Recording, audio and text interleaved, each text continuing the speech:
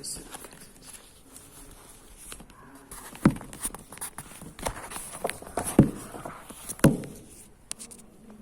नहीं हो पाएगा सर।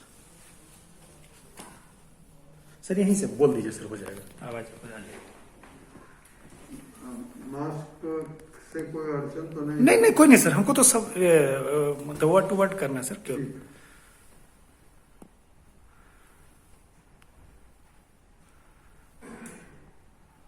जेपी को 65-66 से मैं देखता रहा हूँ जी, लेकिन पहली बार जेपी के साथ बैठकर 2 दिन चर्चा करने जी, का अवसर आया 1968 में, जी, जब उन्होंने यूथ इन रिवोल्ट पर बनारस के गांधी विद्या संस्थान में एक अंतर्राष्ट्रीय गोष्ठी की थी जी, और उस गोष्ठी में बनारस हिंदू विश्वविद्यालय का मैं प्रतिनिधित्व कर रहा था।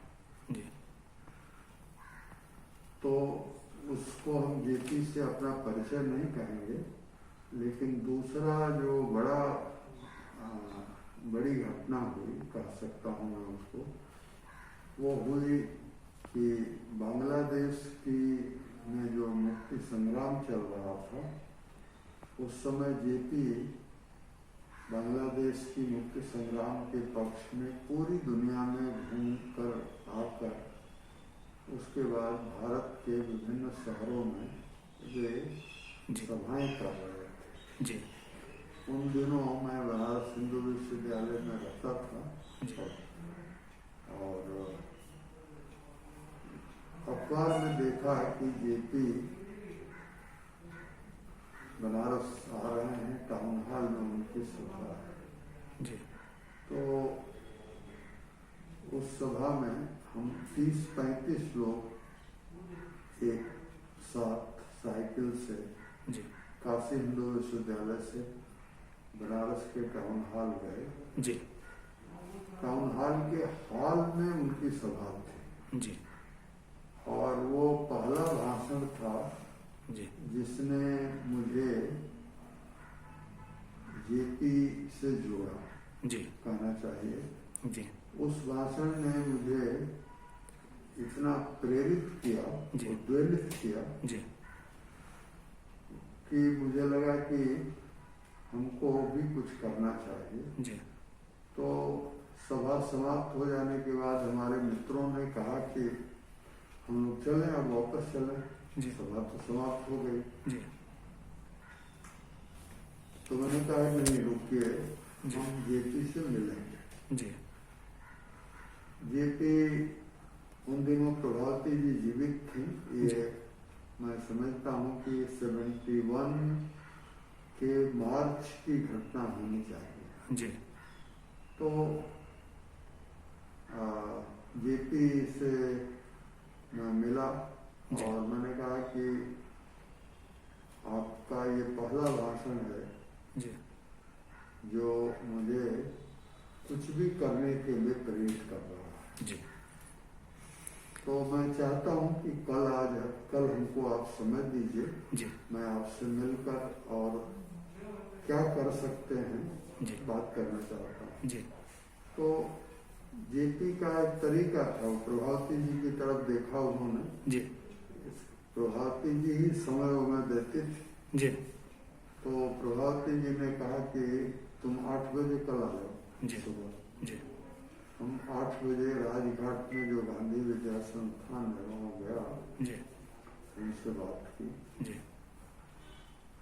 और जेपी ने मुझे कहा कि कुछ भी करने से ये बांग्लादेश में मुक्ति संग्राम का हमको समर्थन करना है, इसमें तो दो राय नहीं है, जी, लेकिन आप मुक्ति संग्राम को जाकर अंदर से देखिए जी, और जब जाना हो तो मुझे मेरे पास पटना मुझे सूचना करिए, जी, आइए, वहीं रुकिए, जी, मैं आपको कुछ MNAs के नाम पत्र दूंगा। MNAs माने मेंबर ऑफ नेशनल असेंबली। अच्छा सर, जैसे यहाँ MP होते हैं वैसे वहाँ MNAs होते हैं। जी, आजकल भी होता लाते हैं। तो मैं ने अपने मित्रों से सलाह की और एक अखबार के फोटोग्राफर को तैयार किया, एक हमारे दूसरे मित्र तैयार हुए। जी। हम 3 लोगों ने तय किया कि हमको बांग्लादेश के माने पूर्वी पाकिस्तान के मुक्ति संग्राम को देखना है। हम लोग गए। जी। 30-40 दिन वो अंदर थे। जी। जेपी की चिट्ठी लेकर गए। जी। तो जेपी से जब मैं पटना गया मिलने, तो जेपी ने एक प्रेस कॉन्फ्रेंस बुलाई जी। और अनाउंस किया कि ये राम बहादुर राय वहाँ जा रहे हैं। जी। अच्छा, खैर मैं जब लौट करके बनारस आया जी। तो मई में, जी। तो बनारस हिंदू विश्वविद्यालय में बनारस में पूरी चर्चा थी। जी। उसकी बहुत बड़ी सभा हुई जी। जिसमें राजनारायण वगैरह सब लोग थे। जी। तो इस तरह से जेपी से हमारा मिलना जुलना जी। शुरू हुआ। जी। लेकिन सर, थोड़ा सा जेपी आंदोलन, जी सर, बांग्लादेश के किसी सांसद के नाम जो पत्र था याद है क्या? किसी एक का नाम भी अगर याद हो। याद नहीं। अच्छा, ठीक है सर, कोई बात। परंतु ये राजशाही के जो सांसद थे, जी। उनके 2-3 सांसदों के नाम उन्होंने, 2-3 एमएलए के नाम उन्होंने पत्र दिए थे। जी। वो खैर, तो ये उन दिनों मैं विद्यार्थी परिषद का कार्यकर्ता था। जी। और 1972 में जी। विद्यार्थी परिषद ने ये निर्णय किया कि हमको पटना रहना चाहिए और पटना बिहार में जी। विद्यार्थी परिषद का कार्य करना चाहिए। जी।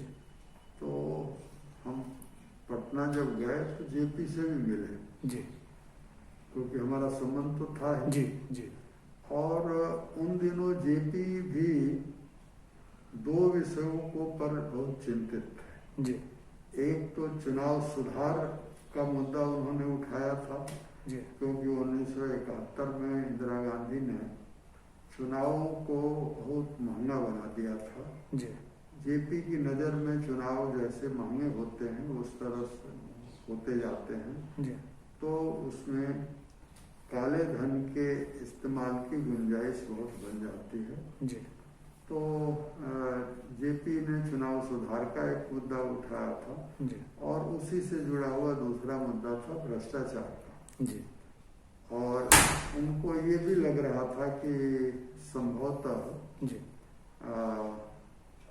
ये जो इंदिरा गांधी हैं, जी। वो अब तानाशाही की तरफ बढ़ रही है। जी। जी। तो वो स्वयं भी अपने स्तर पर कई तरह के पहल कर रहे थे। जी। इस पहल से थोड़ा बहुत हम भी वाकिफ थे। जी। लेकिन विद्यार्थी परिषद ने जी। एक अलग पहल की वहाँ, जी। और विद्यार्थी आंदोलन शुरू करने की पहल की। जी। तो समय समय पर हम जाकर जेपी को बताते थे जी। कि हम लोग ये तैयारी कर रहे हैं, वो तैयारी कर रहे हैं। जी। जी। और अंततः 18 मार्च 1974 को जी। बिहार विधानसभा के घेराव का फैसला हुआ। जी। और वो बहुत बड़ा, बहुत सफल हुआ। जी। उस समय विपक्ष बहुत ही मायूस था। जी। तो विपक्ष को विश्वास नहीं था कि विद्यार्थियों की अपील पर जी। जो ये हजारों लाखों लोग आ जाएंगे। जी। लेकिन आए। जी। और बिहार विधानसभा को लोग, छात्रों ने, जी, पूरे राज्य से जो छात्र आए उन्होंने घेर लिया। जी। गोली चली और सब हुई बात। जी। तो 18 मार्च को जो कुछ हुआ, जी, 19 मार्च को मुझे याद है, यानी अगले दिन, जी, मैंने जब जेपी के यहाँ फोन किया, जी, सचिता बाबू उनके निजी सचिव थे, 2-3 निजी सचिव थे उनके। जी।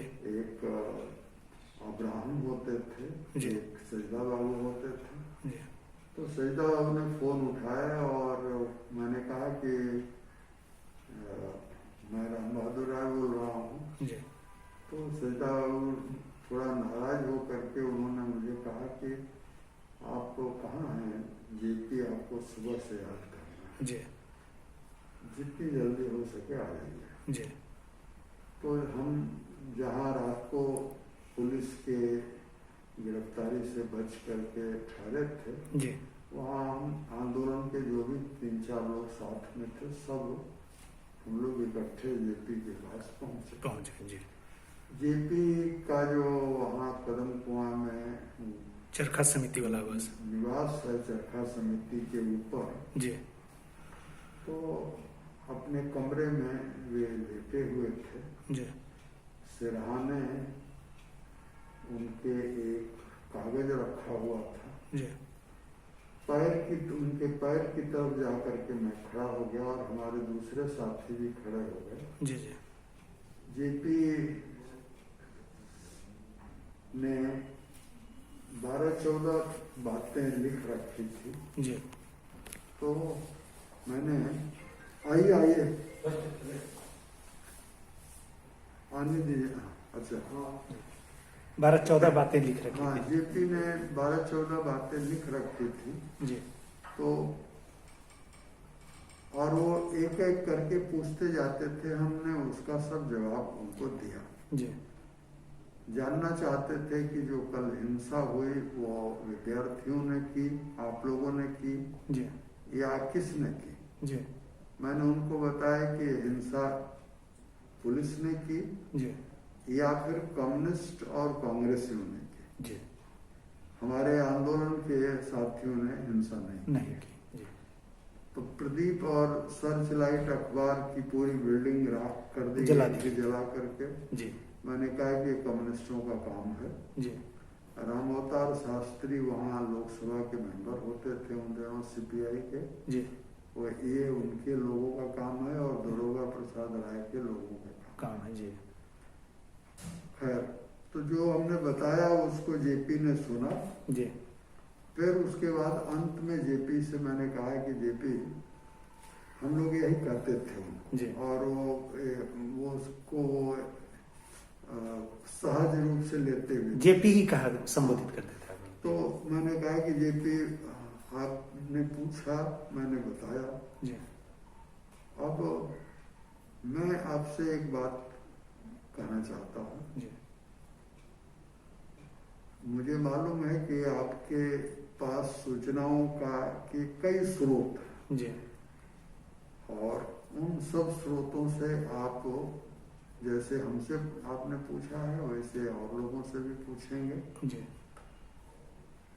तो मेरा आपसे कहना यह है कि जब तक आप एक नतीजे पर न पहुंच जाएं, जी। तब तक आप कोई बयान मत दीजिए। जी। अगर आप इस नतीजे पर पहुंचते हैं कि हिंसा के लिए दोषी हम लोग हैं, जी। तो हमारे खिलाफ बयान दीजिए। जी। और अगर आप ये समझते हैं कि नहीं, हमारा कोई दोष आंदोलन गांधी के रास्ते का आंदोलन है, जी, सत्याग्रह का है, जी, और अपने अधिकारों की लड़ाई का आंदोलन है, जी, तो फिर आप उस नतीजे पर पहुंचने के बाद आप हमारे विद्यार्थी आंदोलन के पक्ष में बयान दीजिए। जी, जेपी ने कहा कि ये मैं आपसे वादा करता हूँ जी, कि मैं यही करूँगा। जी, और सचमुच ये 19 मार्च 1974 की बात है। जी, जेपी का 5-6 दिन के बाद जी, जो पहला बयान आया, जी, वह विद्यार्थी आंदोलन के पक्ष में है। जी, और उन्होंने कहा कि ये हिंसा पुलिस की है, जी, स्टेट ने हिंसा की है, जी, कांग्रेस और कम्युनिस्टों ने एक षड्यंत्र किया है, जी, और हिंसा के लिए छात्रों को दोषी नहीं दिया जा सकता। जी, ये छात्रों की मांग जायज है। जी, जब ये उनका बयान आया तो फिर हम उनके पास गए जी, और हमने कहा कि अब आप से मैं दूसरी अपील करना चाहता हूँ जी कि आप इस आंदोलन का नेतृत्व करें। जी तो जेपी उन दिनों प्रोस्टेट के तकलीफ से जूझ रहे थे जी ग्रस्त थे, जी लेकिन जेपी ने कहा कि मैं इस पर विचार करूंगा जी और 8 अप्रैल 1974 को मौन जुलूस एक मौन जुलूस निकला जिसका नेतृत्व जेपी ने किया। उस दिन से जेपी आंदोलन में शामिल हुए। भौतिक रूप से शामिल हो गए जी तो मैं उसके बाद ये जेपी जब आंदोलन में आ गए जी तो उससे ये पहला आंदोलन विद्यार्थियों का था जी जिस आंदोलन को एक लंबा जीवन मिला। जी आंदोलन ये राष्ट्रीय हुआ। जी जेपी के नेतृत्व के कारण जी वह आंदोलन फिर राष्ट्रव्यापी आंदोलन का स्वरूप ले लिया। उसका स्वरूप बनने लगा। जी जी बना नहीं था ऐसा बना। मैं नहीं कहता, जी लेकिन बिहार में तो लाखों विद्यार्थी जी पहली बार 15 किसी समय में तो 15-20 लाख वॉलेंटियर उस आंदोलन में थे। जी जी बड़ी बात है जी। और ये तो इस तरह से जेपी बिहार आंदोलन में आए। जी बिहार आंदोलन में उनके आने से जी बिहार आंदोलन की प्रतिष्ठा भी बढ़ी। जी उसके मुद्दे जो थे जी उन मुद्दों में जान आ गई जी और एक उम्मीद भी जगी कि हो सकता है व्यवस्था परिवर्तन का एक ये आंदोलन बने। जी सर जेपी ने उसको वो रूप देने की कोशिश भी की। जी हाँ, सर आपको आपकी गिरफ्तारी भी हुई थी विधानसभा घेराव वाले 9 अप्रैल को हुई थी, अगले दिन। 9 अप्रैल को मौन जुलूस के अवसर मौन जुलूस के दिन कहा जाता है कि पटना कमिश्नर जो है पीएस कोहली भी जेपी जी के साथ ही पट्टी मुंह पे बांध करके चल रहे थे। क्या ये सच्चाई है या फिर ऐसे ही अफवाह? आइए बस। देर होगी वहां से दूसरी बार फोन आ गया अच्छा उनको पहुंचने में नहीं, 8 अप्रैल को जी मौन जुलूस के समाप्त हुआ तो जेपी ने मुझे बुलाया और कहा कि आप अपने बचाव की तैयारी करिए, जी आपकी गिरफ्तारी होने जा रही है। जी जी और 9 अप्रैल को जी सत्याग्रह की शुरुआत थी, जी। उसमें हमारी गिरफ्तारी। कहाँ से गिरफ्तार कर किस जेल में रखा गया था सर? इतना ही बस। बांकीपुर जेल। ठीक सर, थैंक यू सर।